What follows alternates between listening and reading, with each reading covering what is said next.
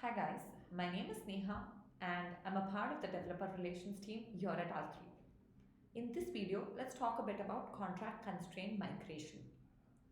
In this blockchain world, where autonomous independent nodes interact with each other, contract upgrades are genuinely essential. We cannot simply assume that the contracts will never change, right? Developers will come, they will make mistakes, security bugs will be introduced, or the client requirements can change. So in this video, let's try to understand the relevance of contract constraints with respect to contract upgrades, and then we'll move on to constraint migration. Let's dive into contract constraint migration now. So let's talk a bit about why we use contract constraints in the first place, and then let's take a look at the different types of contract constraints. Lastly, we will build a small application and perform the contract constraint migration. For this application, we will issue some hash or whitelist zone constraint states, and then we'll consume these states and issue new states which will use signature constraints. Thus, we'll see how to migrate from hash or whitelist zone constraints to signature constraints. Before even going into contract constraints, let's talk a bit about the transaction chain. Let's see how contracts are stored and how transaction chains are verified using contracts. Let's look at the diagram. The gray boxes represent transactions. Each has an input and output state represented in yellow boxes. Each state refers to a contract that is represented by an orange color. In Corda, data and contract logic are separate. We define the contract logic in a jar. As you can see in the diagram, this contract logic is not embedded in the transaction. Rather, the transaction refers to this contract jar. You can say that the contract jar is referred to by the transaction as an attachment. With time, new transactions will be created. They will consume old states and issue new states. The ledger is going to grow. Transaction chain will be created and contracts will be upgraded. We want to make sure even after 30 years, the same contract which was used 30 years back will be used to verify that specific transaction. So we want to make sure that transaction 1 will always be verified against contract V1. But for a malicious user, this is an easy hack. Create a Java class, compile it, bundle it into a jar, and somehow maliciously change the reference from their transaction to point to this new contract jar. This contract jar say that it transfers money from your account to their account. Simple, right? So this is the kind of problem you might face, and constraints are a way to address them. We want some control over which contract is used. We want to know if I should be allowed to upgrade this contract, or rather, who should be able to upgrade this contract. We should also know if this contract is upgradable in the first place or not. Contract constraints control all this. In a sense, contract constraints control contract upgrade. So similar to how contracts govern state evolution, constraints govern contract evolution. Transaction 2 shows that the contract was upgraded, and also the constraint was migrated to signature constraint. We will see how to do this later in this video. So each state specifies which contract and contract constraint will be used when first created. Before running the verification code of a contract, the jar containing the contract is tested for compliance by the contract constraints. A breach in the constraint leads to transaction rejection. Before going into contract constraint migration, let's quickly take a look at the different types of contract constraints. The very first constraint is hash constraint. Till Corda version 3, by default, all the states issued used a hash constraint. With hash constraint, only a contract of a specified hash can be used. So once you deploy your Corda app using the contract jar, that's it. Only this contract can be used. If you look at the diagram, if the Corda app was deployed using contract V1, then V1 cannot be upgraded and the state is bound to the jar's hash. This is similar to Bitcoin and Ethereum. The code is locked down and cannot be changed. Of course, there is a tedious way to upgrade which requires approval from all the parties. So you'll have to wait till everyone agrees. This upgrade is done by explicitly running a built-in contract upgrade flow. If malicious app creators are in the user's threat model, then hash constraints are the way to go. The next constraint is the whitelist zone constraint. This provides a better and flexible way than hash constraints. This was introduced in Corda version 3. In the diagram, we have a network parameter file. The network parameters are a set of values that every node participating in the network needs to agree on to be able to communicate with each other correctly. It consists of certain global level configurations. For example, it consists of a list of notaries that can be used in the flow. It also consists of other parameters like the minimum platform version required by the node to be eligible to join this network. Whitelisted contract implementation is the parameter of our interest here. We can specify which contracts I trust and which contracts I can use in my Corda app using this parameter. This is done by adding the contract jars hash to this whitelisted contract implementations parameter. The states will refer to these contract jars to perform upgrades. With time, new contract jars hash can be added to this file to perform a contract upgrade. This is the implicit way to perform a contract upgrade. This is much more flexible than a hash constraint, but involves the network operator to update the network parameter file. This also requires a flag day. Somehow there is a dependency on the network operator of the network. So by default, if the contract jars hash is in the network parameter, the state uses whitelist zone constraint, unless explicitly specified in the flow while adding the output state. To upgrade your contract when using whitelist zone constraint, what we do is simply add the new contracts jar hash to whitelist zone parameter. The next constraint is the signature constraint. This is the most flexible and recommended solution for contract upgrades. It allows a state to use any version of a contract that is signed by the original key that was used to install the contract jar for the very first time. This key can be single or composite.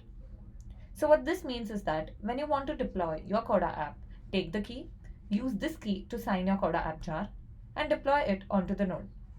Going forward, any contract jar which is signed by this key can be used to replace the current contract. This removes the dependency from the network operator as in the case of the zone whitelist. This gives the contract upgrade control to the parties who signed the key for the very first time. In short, to upgrade your contract using signature constraints, you take the new jar, sign it using the key used to sign the very first deployed contract, and then replace the old jar with the new jar. Now we will look into constraint migration. So you would want to move from older hash and whitelist zone constraints to signature constraints. Usually, in a typical scenario, you would have already issued some hash or whitelist zone constraint states. And now you want to upgrade your contract, plus at the same time, you also want to make use of the signature constraints. This is the project which we will use for this demo. I'll be adding the link to this project in the video description. This project has two folders. One is the workflow and one is the contract. We will first issue some hash constraint states using contract v1. Then we will upgrade the contract from v1 to v2 and issue new states using contract v2, which will use signature constraint. So we will see how we can upgrade the contract from v1 to v2 as well as migrate the constraints to signature constraints. I've already run the deploy nodes task and I have a pre-bootstrap network ready over here. Let me deploy now the contract v1 jar to individual nodes. To deploy the contract v1 jar to individual nodes, I will copy the jar and paste it into the Corda apps directory of individual nodes. Now let's start off the nodes.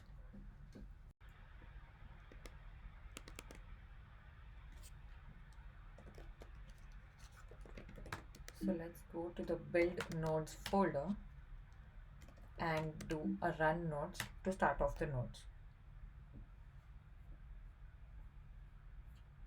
So the nodes are starting, node 3 is starting, party A is starting and party B is starting. So meanwhile the nodes start off, let's take a look at the deploy nodes task. So in the deploy nodes task, I have commented on the contract v1 line. Hence, contract v1 is not deployed to the node by default, and hence we had added it manually in the previous step. By default, deploy nodes task will add your contract jar hash to zone whitelist, and then by default, the states which will be issued will use zone whitelist constraint. Of course, you can override this by explicitly stating hash constraint when you add output state to the transaction builder in the flow. Now let's talk a bit about signing. If you are using Corda version greater than equal to 4, the CorDapp jar is signed by default. And by default, if your contract jar is signed, the platform uses signature constraint unless some other constraint is specified explicitly. Let's check out the build.gradle of v1 contract. Here, we have disabled the signing by mentioning it in the CorDapp plugin, and hence the contract v1 is not signed. Let's verify this by running the contract v1 jar against the jar signer tool. Let's get hold of the jar signer and let's run the verify command. Let's copy the path of the contract jar and paste it here. Here you see that the jar is unsigned. Hence, as the jar is not signed, and also since the jar's hash is not present in the network parameter file, by default, hash constraint state will be issued. Looks like the nodes have started. Let's do a flow list to see what all flows have been deployed to this node. Let's take a look at this issue initial state flow. Issue initial state flow issues a state called as old state. This old state is using old contract, which is a part of v1 jar. So by default, this state will use hash constraint state. You can override this behavior by specifying which constraint to use explicitly as the second parameter to the add output state. Now let's hit the flow.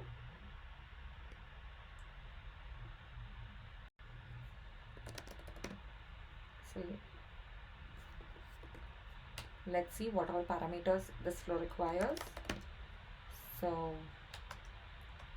this requires counterparty. Let's specify that as party B,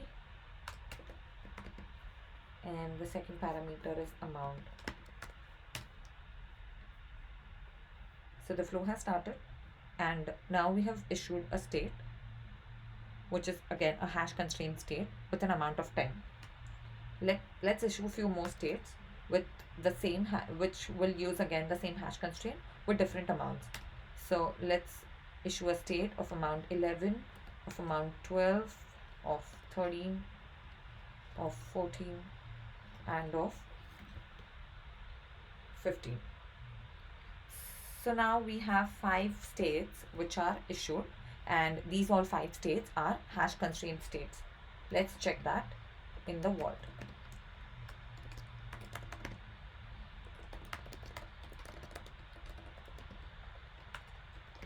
Let's copy the path of old state.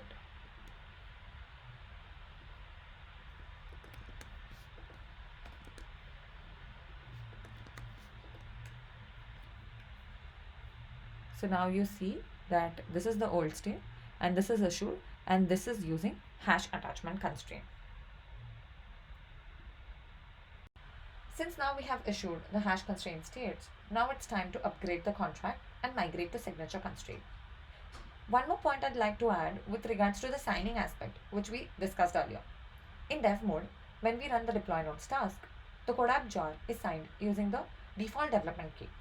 You can externally sign your CorDapp jar by using an external key using the jar signer tool. So this page on docs.corda.net talks about how to sign your CorDapp jar. I will include this link in the video description. So coming back to the demo now. Signature constraint requires the jar to be signed. As of now, I have contract v2, which has a signed jar. Let's verify this. So let's go back to the terminal And let's again copy the jar signer path and verify if our contract v2 is signed or not. Copy the path, paste it.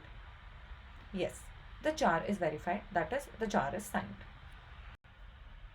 So by default, as discussed, if the jar is signed, signature constraint will be used, unless specified explicitly. To upgrade in version 4, you have to replace old contract with the new contract. So let's do that. Before even doing that, let's first stop all the nodes. So I'm going to stop party B, let's stop party A, and let's stop node tree. Now let's go and replace the jars. So let's copy v2 jar and let me paste it, or rather replace v1 with v2. So I'm going to paste it in the Corda apps folder of party A and also of party B. Let me remove v1 contract jars from both the directories. So now we have the latest v2 contract deployed on party A and party B. So with this, I have upgraded the contract. Please note that in this demo, we replaced the old jar v1 with the new signed jar v2. For this demo, I used a completely new contract jar v2 with new logic. But if you want to use the same contract logic and you just want to migrate to signature constraint without actually upgrading the contract, then you can replace the current v1 jar with the signed v1 jar. Now we will move on to the next part, which talks about constraint migration. By default, the output state uses the contract constraint of the input state. The platform handles this constraint propagation logic for you. To migrate to signature constraint, we are going to start the Corda jar by setting a Java system property which disables this hash constraint check. So let's do that. Let's start the node with the new contract jar by disabling the hash contract constraint check. So let's start the node tree first. Let's also start party A and party B as well. So for party A, we are going to set the disable hash constraint to true, which will disable the hash constraint check from the platform while starting the Corda node. Similarly, we are going to start party B using the same command.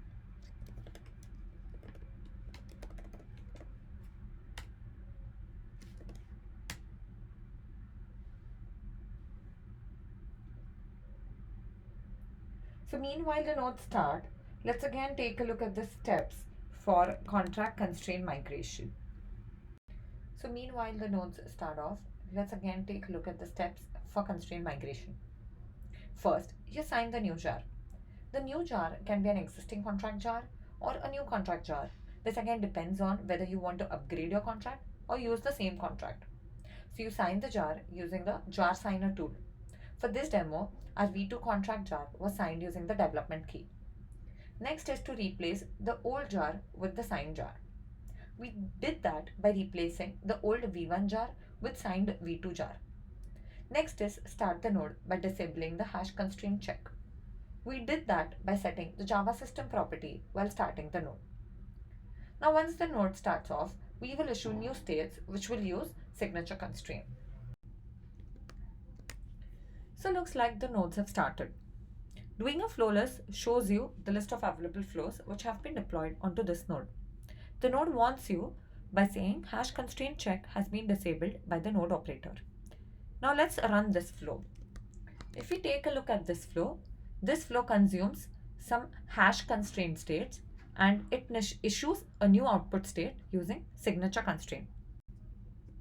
So now let's hit the flow. So let me do a start implicit migrate to signature constraint flow, and it requires the parameters. So let's specify the counterparty. I'll say the counterparty is party B and the amount is say 40.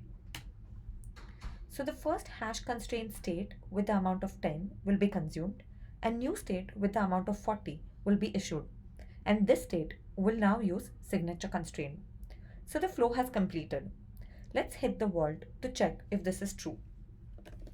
So let me do a run vault query, contract state type. Let's go back and give it the path to the state.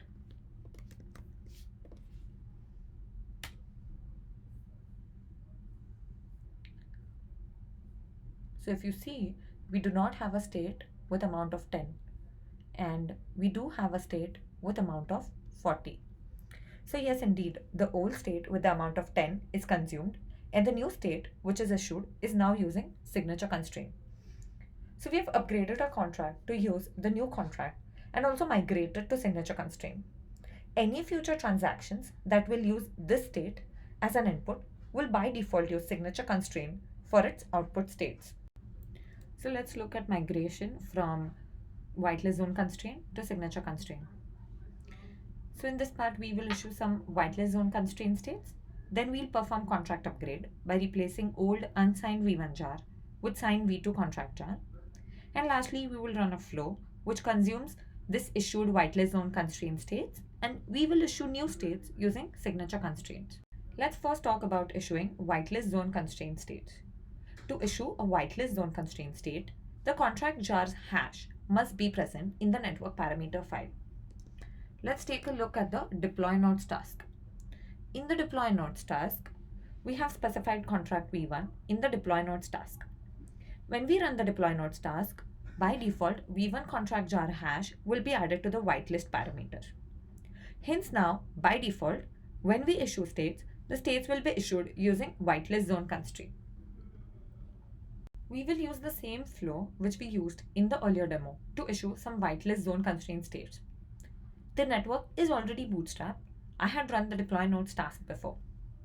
So if you see in the nodes output directory, within the Corda apps directory, we already have V1 contract and V1 flow which have been deployed to the nodes. We also have the nodes started off. So party A has started and party B has also started.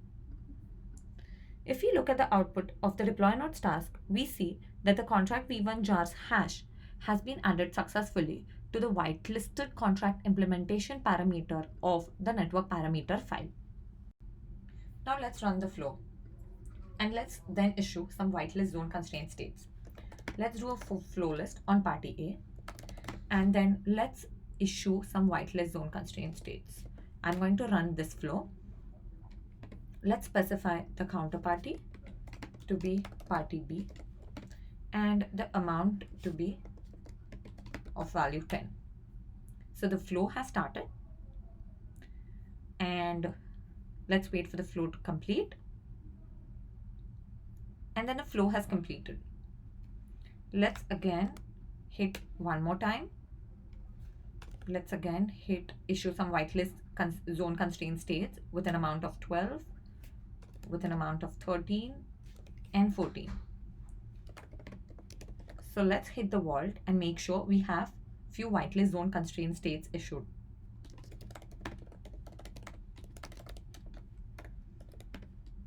Let's specify the path of the state.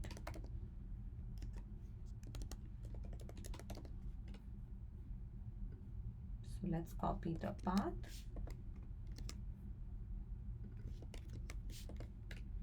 So when we do a vault query, we see that we have few states issued, and they use whitelist zone constraint. Now we will move on to the second part, where we will upgrade the contract from V1 to V2. We will also migrate to signature constraints. To migrate to signature constraints, we need to make sure that the new contract jar is signed. Once the contract jar is signed, we will simply add this new signed contract jar to whitelist param to the network parameter file. Doing this, the states can trust the contract, and since the jar is signed, we can migrate to signature constraints. As discussed earlier, my new V2 contract jar is signed, and this was signed using the Corda development key. Next step is to add the contract jar's hash to the network parameter. In dev mode, we will use the network bootstrapper to add the new contract jars hash to the network parameter file. In production system, where an organization has set up a private network, the organization running the network map service needs to take care of adding the signed jars hash to the network parameter file. Make sure that the network bootstrapper's jars version and the Corda.jars version are the same. Now let's add the new v2 signed contract jars hash to network parameter. To add the new signed contract jars hash to a pre-bootstrap network, you have to create a new file called as include_whitelist.txt and then add the path to the contract to this file. So I've created this include_whitelist.txt file and I've added the path to the new contract to this file. The network parameters file are set of values that every node participating in the zone needs to agree on. To add the jars hash, the network bootstrapper tool requires three things. First, the network bootstrapper jar. Next, include_whitelist.txt. And third is the jar of the new contract. So let's copy this jar of the new signed contract to the base directory. So now let's run the bootstrapper tool. Before even running the bootstrapper tool, let's first go and stop the nodes. So let's stop the node tree. Let's stop party A and let's stop party B. So now let's run the network bootstrapper tool. To run the tool, let's copy this jar, the include whitelist.txt file and the contract jar. Let's copy this and then let's paste this to the node's base directory. Once I've done that, let's go to the node's base directory. So I'm going to do cd build/nodes. Now let's run the bootstrapper tool. Let's specify the dir to be the current directory.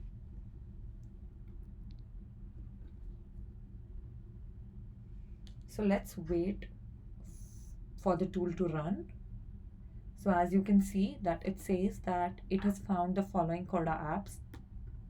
So now it will add this Corda app, that is this v2 contracts jar hash, to the network parameter file. Once it adds this jars hash to the network parameter file, this new network parameter file is sent to each and every node. So let's wait for the network parameter upgrade. And then it says that loading existing network parameters, and then these are the new network parameters. So these were the original network parameters where it had just one contract jars hash, and now this is the new contract jars hash, which is the v2 contract jars hash, which has been added to this network parameter file and it has been distributed to all the nodes. Now let's upgrade the contract to v2 by replacing v1 jar with v2 jar. So let's copy the v2 jar and let's paste it to the Corda apps directory. So let's paste it to party A and let's paste it to party B as well. And let me remove v1 contract from both the nodes.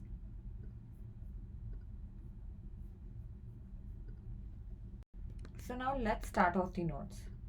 Let's first start off the node tree. Then let's start party A and then let's start party B. So to summarize, till now we have issued some whitelist zone constraint states. Then we replaced v1 jar with the new signed v2 jar. And then we also added the new signed v2 jars hash to the network parameter file by running the network bootstrapper tool. Let's look if the nodes have started. So the node tree has started, party A has started, and party B has also started. Let's do a flow list on party A and let's start this flow. So this flow will issue a new signature constraint state and it will consume an existing whitelist zone constraint state. So let's specify the parameters. Let's specify the counterparty as party B. Let's specify the amount to be 50. Now the flow is running. Now let's do a vault query and see whether the state has been issued using signature constraint.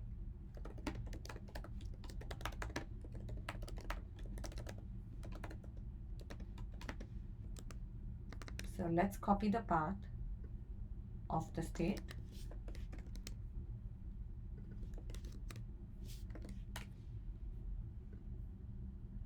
And let's look at the output. So yeah, so if you see, our first state with an amount of 11 has been consumed and a new state with an amount of 50 has been issued, and this state is using signature attachment constraint. So with this, we are done with this demo. So in this video, we saw how to issue hash and whitelist zone constraint states. We also saw how contracts can be upgraded, and at the same time, how constraints can be migrated from hash or whitelist zone constraint to signature constraint. Thank you.